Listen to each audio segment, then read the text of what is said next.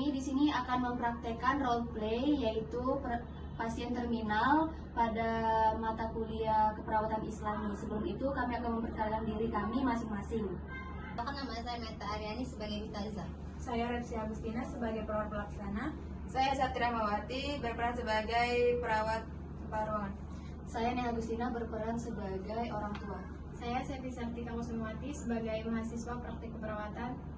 Saya Naila Salsabila sebagai perawat senior. Saya Muhammad Idrus Cesar sebagai Pak Yusuf. Selamat menyaksikan. Adegan 1 di ruang rawat inap pada pagi hari.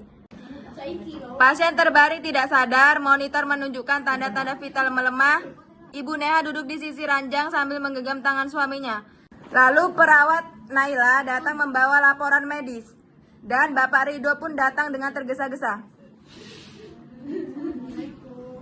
Kenapa ya saya begini? Kenapa kondisinya makin menurun? Bukankah kalian bilang akan terus berusaha? Ridho, nak, ayahmu sudah tidak sadarkan diri selama 2 minggu ini. Dokter dan perawat juga sudah berusaha semaksimal mungkin. Mungkin ini sudah saatnya. Tidak, kita belum boleh menyerah. Kita belum mencoba pengobatan alternatif yang ada. Kalian terlalu cepat pasrah. Ini bukan ajaran Islam yang saya tahu. Bapak Ridho, kami mengerti kekhawatiran Bapak terhadap ayah Bapak. Tapi perawatan yang kami lakukan sudah maksimal dan sebagai bentuk ikhtiar kami terhadap ayah Bapak. Adegan 2, diskusi tim keperawatan dan keluarga. Setelah itu, perawat Septi dan perawat Sepi datang bergabung, membawa berkas dan duduk di hadapan keluarga. Sevi berdiri di samping Ibu Neha.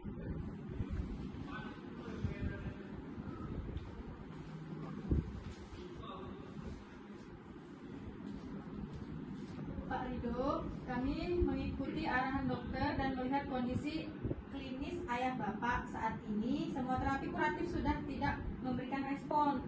Kami beralih ke perawatan paliatif untuk menjaga kenyamanan beliau di hari-hari terakhir. Dan kami akan pastikan ayah Bapak nantinya tidak kesakitan, tidak terdapat luka baring, dan dalam keadaan bersih, dan juga dalam suasana yang damai. Ini bukan berarti kami berhenti berusaha, Pak, tetapi ini adalah bentuk ikhtiar yang berbeda, ikhtiar yang penuh kasih sayang. Tapi bagaimana kalau kita masih bisa menyelamatkan? Bukankah dalam Islam mendorong untuk terus berikhtiar? Bapak, dalam kuliah kami diajarkan bahwa keperawatan Islami bukan hanya tindakan medis saja, tetapi merawat jiwa, mendampingi keluarga, dan menguatkan iman. Menemani di akhir hayat adalah amanah yang mulia. Adegan ketiga, Ustazah Meta masuk ke ruangan. Kemudian datanglah Ustazah Meta masuk dengan senyuman lembut dan membawa sebuah mushaf kecil. Ia lalu duduk di dekat pasien. Assalamualaikum warahmatullahi wabarakatuh. Ananda Ridho, saya paham ini masa yang berat.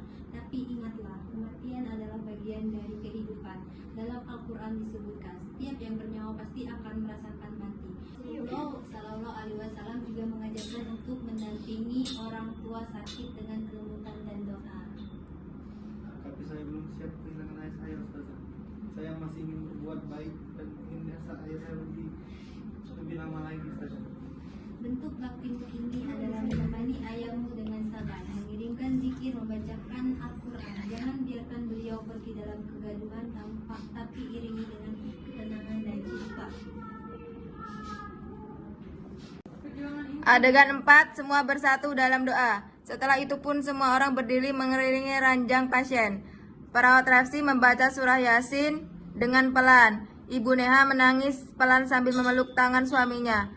Lalu Pak Ridho berlutut dan menangis. Ayah, maafkan Ridho. Terima kasih ayah sudah berjuang selama ini. Kami akan ikhlas agar ayah bisa pergi dengan tenang. Mari kita niatkan semua ini karena Allah dan ikhlas dalam menerima apapun yang terjadi.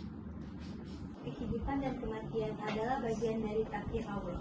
Dalam keperawatan Islam, tugas kita bukan hanya menyembuhkan tapi juga menemani, menjadi cahaya dalam kegelapan, menjadi tangan lembut di tengah luka, menjadi pelukan hangat di saat jiwa hendak berpisah. Ikhlas bukan berarti menyerah, tapi menyadari bahwa cinta sejati adalah saat kita mampu melepas dengan doa. Dan setiap pelayanan yang diniatkan karena Allah akan mengenal amal jariah dan terus mengalir sampai akhirat kelak.